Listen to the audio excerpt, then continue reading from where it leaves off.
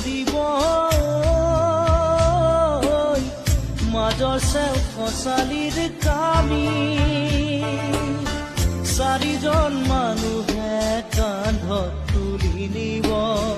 চাৰিজন মানুহে কান্ধত তুলি নিব নৈৰ ঘাটলে বুলি মোৰ মনাই নৈৰ ঘাটলে বুলি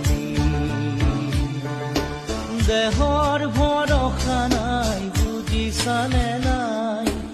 দেহৰ ভৰসা নাই বুজিছানে নাই আজি হাঁহি আছো ক'বতো নোৱাৰো